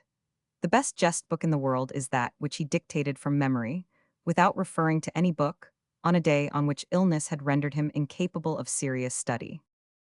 Here are some scattered remarks from Macaulay which throw light upon Bacon and seem to indicate, and maybe demonstrate, that he was competent to write the plays and poems. With great minuteness of observation, he had an amplitude of comprehension, such as has never yet been vouchsafed to any other human being. The essays contain abundant proofs that no nice feature of character, no peculiarity in the ordering of a house, a garden, or a court masque, could escape the notice of one whose mind was capable of taking in the whole world of knowledge. His understanding resembled the tent which the fairy Parabanu gave to Prince Achmed. Fold it, and it seemed a toy for the hand of a lady. Spread it, and the armies of the powerful sultans might repose beneath its shade. The knowledge in which Bacon excelled all men was a knowledge of the mutual relations of all departments of knowledge. In a letter written when he was only 31, to his uncle, Lord Burleigh, he said, "I have taken all knowledge to be my province." Though Bacon did not arm his philosophy with the weapons of logic, he adorned her profusely with all the richest decorations of rhetoric. The practical faculty was powerful in Bacon, but not, like his wit, so powerful as occasionally to usurp the place of his reason and to tyrannize over the whole man. There are too many places in the plays where this happens. Poor old dying John of Gaunt volleying second-rate puns at his own name is a pathetic instance of it. We may assume that it is Bacon's fault, but the Stratford Shakespeare has to bear the blame. No imagination was ever at once so strong and so thoroughly subjugated. It stopped at the first check from good sense. In truth, much of Bacon's life was passed in a visionary world, amid things as strange as any that are described in the Arabian tales, amid buildings more sumptuous than the palace of Aladdin, fountains more wonderful than the golden water of Parizade, conveyances more rapid than the hippogriff of Ruggiero, arms more formidable than the lance of Astolfo, remedies more efficacious than the balsam of Fierabras. Yet in his magnificent daydreams there was nothing wild, nothing but what sober reason sanctioned. Bacon's greatest performance is the first book of the Novum Organum. Every part of it blazes with wit, but with wit which is employed only to illustrate and decorate truth. No book ever made so great a revolution in the mode of thinking, overthrew so many prejudices, introduced so many new opinions. But what we most admire is the vast capacity of that intellect which, without effort, takes in at once all the domains of science. All the past, the present, and the future, all the errors of 2,000 years, all the encouraging signs of the passing times, all the bright hopes of the coming age. He had a wonderful talent for packing thought close and rendering it portable. His eloquence would alone have entitled him to a high rank in literature. It is evident that he had each and every one of the mental gifts and each and every one of the acquirements that are so prodigally displayed in the plays and poems, and in much higher and richer degree than any other man of his time or of any previous time. He was a genius without a mate, a prodigy not mateable. There was only one of him. The planet could not produce two of him at one birth, nor in one age. He could have written anything that is in the plays and poems. He could have written this. The cloud-capped towers, the gorgeous palaces, the solemn temples, the great globe itself. Yea, all which it inherit shall dissolve, and like an insubstantial pageant faded. Leave not a rack behind, we are such stuff. As dreams are made on, and our little life is rounded with a sleep. Also, he could have written this, but he refrained. Good friend, for Isa's sake forbear to dig the dust enclosed here. Blessed be ye man, it spares these stones. And cursed be he, it moves my bones. When a person reads the noble verses about the cloud-capped towers, he ought not to follow it immediately with good friend, for Isa's sake forbear, because he will find the transition from great poetry to poor prose too violent for comfort. It will give him a shock. You never notice how commonplace and unpoetic gravel is until you bite into a layer of it in a pie. Chapter 11. Am I trying to convince anybody that Shakespeare did not write Shakespeare's works? Ah, now, what do you take me for? Would I be so soft as that, after having known the human race familiarly for nearly 74 years?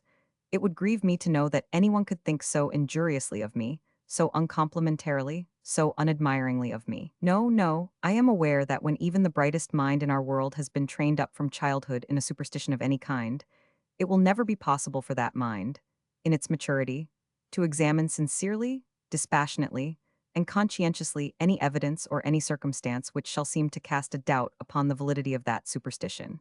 I doubt if I could do it myself. We always get at second-hand our notions about systems of government, and high tariff and low tariff, and prohibition and anti-prohibition, and the holiness of peace and the glories of war, and codes of honor and codes of morals, and approval of the duel and disapproval of it, and our beliefs concerning the nature of cats, and our ideas as to whether the murder of helpless wild animals is base or is heroic, and our preferences in the matter of religious and political parties, and our acceptance or rejection of the Shakespeares and the author Ortons and the Mrs. Eddies.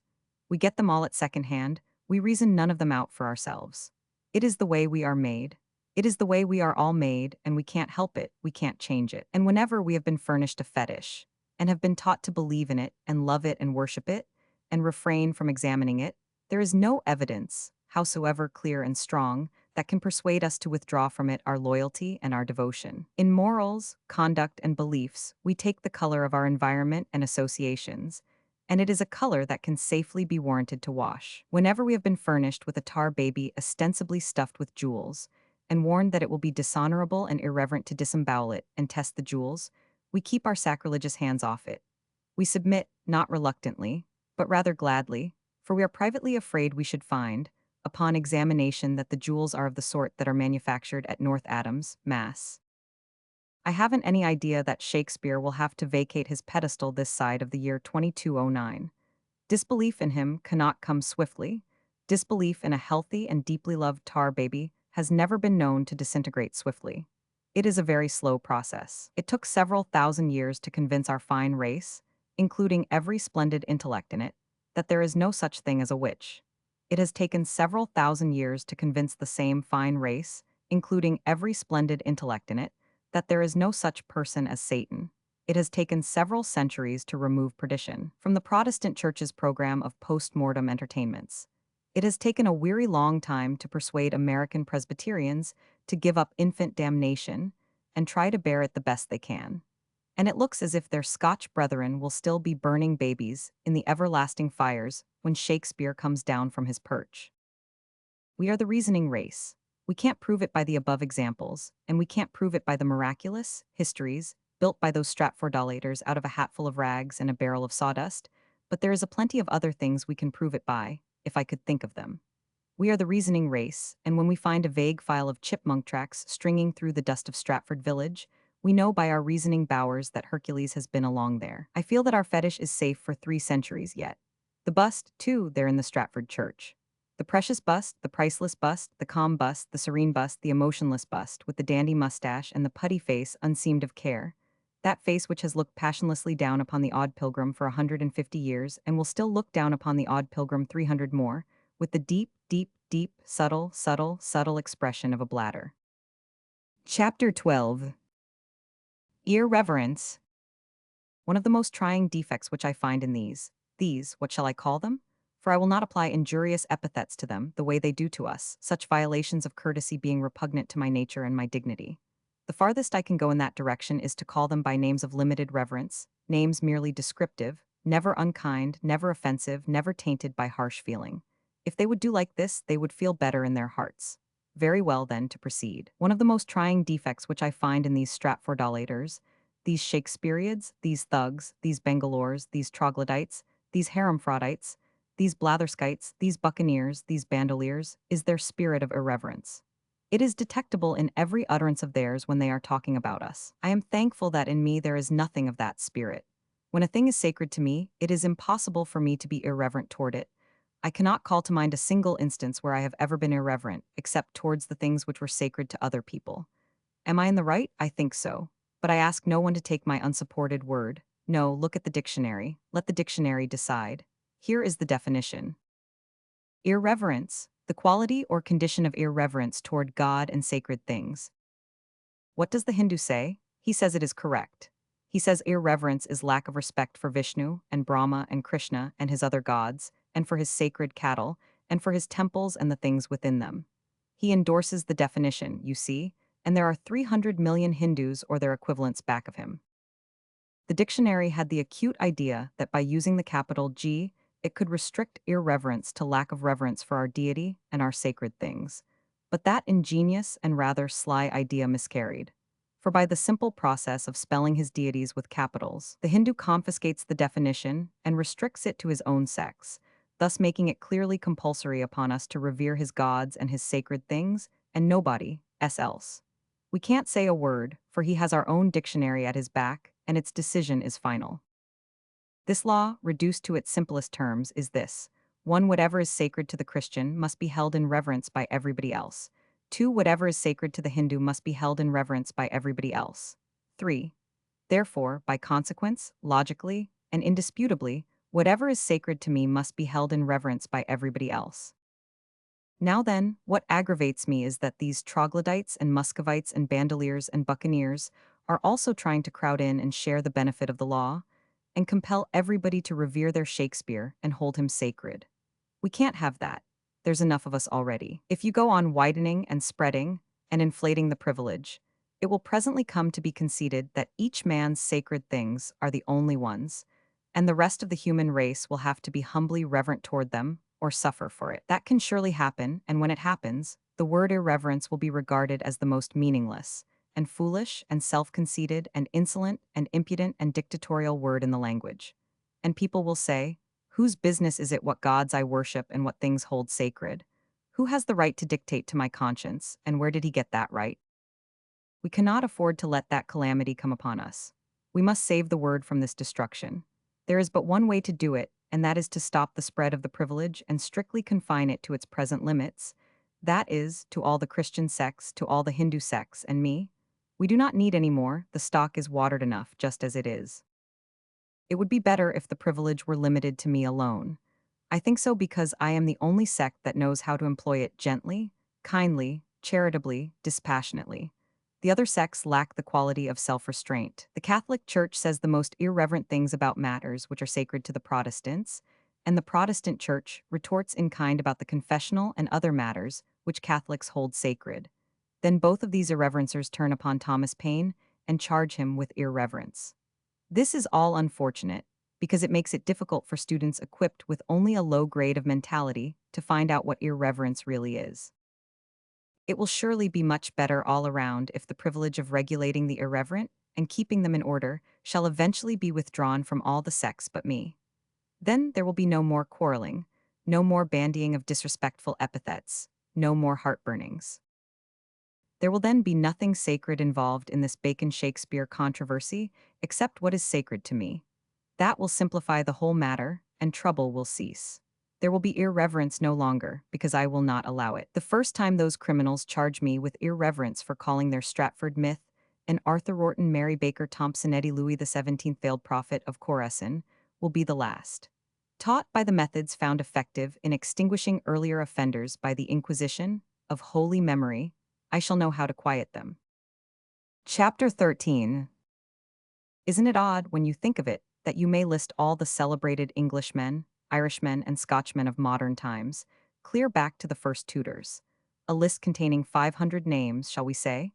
And you can go to the histories, biographies, encyclopedias, and learn the particulars of the lives of every one of them. Every one of them except one, the most famous, the most renowned, by far the most illustrious of them all, Shakespeare. You can get the details of the lives of all the celebrated ecclesiastics in the list. All the celebrated tragedians, comedians, singers, dancers, orators, judges, lawyers, poets, dramatists, historians, biographers, editors, inventors, reformers, statesmen, generals, admirals, discoverers, prize fighters, murderers, pirates, conspirators, horse jockeys, bunco steerers, misers, swindlers, explorers, adventurers by land and sea, bankers, financiers, astronomers, naturalists, claimants, impostors, chemists, biologists, geologists, philologists, college presidents and professors, architects, engineers, painters, sculptors, politicians, agitators, rebels, revolutionists, patriots, demagogues, clowns, cooks, freaks, philosophers, burglars, highwaymen, journalists, physicians, surgeons. You can get the life histories of all of them but one. Just one. The most extraordinary and the most celebrated of them all, Shakespeare. You may add to the list the 1,000 celebrated persons furnished by the rest of Christendom in the past 4 centuries, and you can find out the life histories of all those people, too. You will then have listed 1,500 celebrities, and you can trace the authentic life histories of the whole of them. Save one, far and away the most colossal prodigy of the entire accumulation, Shakespeare. About him you can find out nothing. Nothing of even the slightest importance. Nothing worth the trouble of stowing away in your memory. Nothing that even remotely indicates that he was ever anything more than a distinctly commonplace person. A manager, an actor of inferior grade, a small trader in a small village that did not regard him as a person of any consequence, and had forgotten all about him before he was fairly cold in his grave. We can go to the records and find out the life history of every renowned racehorse of modern times, but not Shakespeare's. There are many reasons why, and they have been furnished in cartloads of guess and conjecture by those troglodytes, but there is one that is worth all the rest of the reasons put together, and is abundantly sufficient all by itself. He hadn't any history to record. There is no way of getting around that deadly fact, and no sane way has yet been discovered of getting around its formidable significance. Its quite plain significance, to any but those thugs, I do not use the term unkindly, is that Shakespeare had no prominence while he lived, and none until he had been dead 2 or 3 generations. The plays enjoyed high fame from the beginning, and if he wrote them, it seems a pity the world did not find it out. He ought to have explained that he was the author, and not merely a nom de plume for another man to hide behind. If he had been less intemperately solicitous about his bones, and more solicitous about his works, it would have been better for his good name and a kindness to us. The bones were not important. They will molder away, they will turn to dust, but the works will endure until the last sun goes down. Mark Twain. P.S. March 25. About 2 months ago, I was illuminating this autobiography with some notions of mine concerning the Bacon-Shakespeare controversy, and I then took occasion to air the opinion that the Stratford Shakespeare was a person of no public consequence or celebrity during his lifetime, but was utterly obscure and unimportant. And not only in Great London, but also in the little village where he was born, where he lived a quarter of a century, and where he died and was buried. I argued that if he had been a person of any note at all, Aged villagers would have had much to tell about him, many and many a year after his death. Instead of being unable to furnish inquirers a single fact connected with him. I believed, and I still believe, that if he had been famous, his notoriety would have lasted as long as mine has lasted in my native village out in Missouri. It is a good argument, a prodigiously strong one, and most formidable one for even the most gifted and ingenious and plausible Stratfordilator to get around or explain away. Today, a Hannibal Courier post of recent date has reached me, with an article in it which reinforces my contention that a really celebrated person cannot be forgotten in his village in the short space of 60 years. I will make an extract from it. Hannibal as a city may have many sins to answer for, but ingratitude is not one of them, or reverence for the great men she has produced. And as the years go by, her greatest son, Mark Twain, or S.L. Clemens as a few of the unlettered call him, grows in the estimation and regard of the residents of the town he made famous and the town that made him famous. His name is associated with every old building that is torn down to make way for the modern structures demanded by a rapidly growing city, and with every hill or cave over or through which he might by any possibility have roamed, while the many points of interest which he wove into his stories, such as Holiday Hill, Jackson's Island, or Mark Twain Cave, are now monuments to his genius. Hannibal is glad of any opportunity to do him honor as he had honored her. So it has happened that the old-timers, who went to school with Mark or were with him on some of his usual escapades, have been honored with large audiences whenever they were in a reminiscent mood, and condescended to tell of their intimacy with the ordinary boy who came to be a very extraordinary humorist and whose every boyish act is now seen to have been indicative of what was to come. Like Aunt Becky and Mrs. Clemens, they can now see that Mark was hardly appreciated when he lived here, and that the things he did as a boy and was whipped for doing were not all bad after all. So they have been in no hesitancy about drawing out the bad things he did, as well as the good in their efforts to get a Mark Twain story.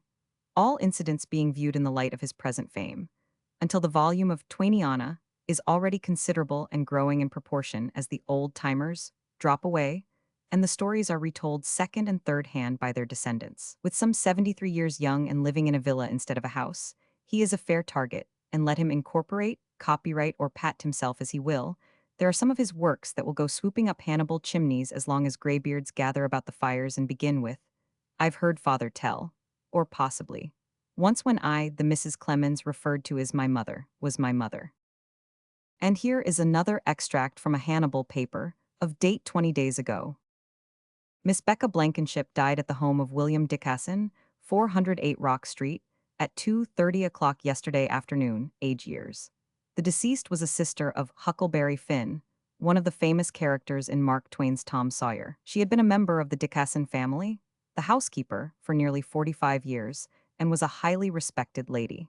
For the past 8 years she had been an invalid, but was as well cared for by Mr. Dicasson and his family as if she had been a near relative. She was a member of the Park Methodist Church and a Christian woman. I remember her well. I have a picture of her in my mind which was graven there, clear and sharp and vivid, 63 years ago. She was at that time 9 years old and I was about 11. I remember where she stood and how she looked, and I can still see her bare feet, her bare head, her brown face, and her short tow linen frock. She was crying. What it was about I have long ago forgotten, but it was the tears that preserved the picture for me, no doubt. She was a good child, I can say that for her. She knew me nearly 70 years ago. Did she forget me in the course of time? I think not. If she had lived in Stratford in Shakespeare's time, would she have forgotten him? Yes, for he was never famous during his lifetime. He was utterly obscure in Stratford, and there wouldn't be any occasion to remember him after he had been dead a week. Injun Joe, Jimmy Finn, and General Gaines were prominent and very intemperate ne'er-do-wells in Hannibal 2 generations ago. Plenty of grayheads there remember them to this day, and can tell you about them. Isn't it curious that 2 town drunkards and 1 half-breed loafer should leave behind them, in a remote Missourian village, a fame 100 times greater and several hundred times more particularized in the matter of definite facts than Shakespeare left behind him in the village where he had lived the half of his lifetime. Mark Twain. The end.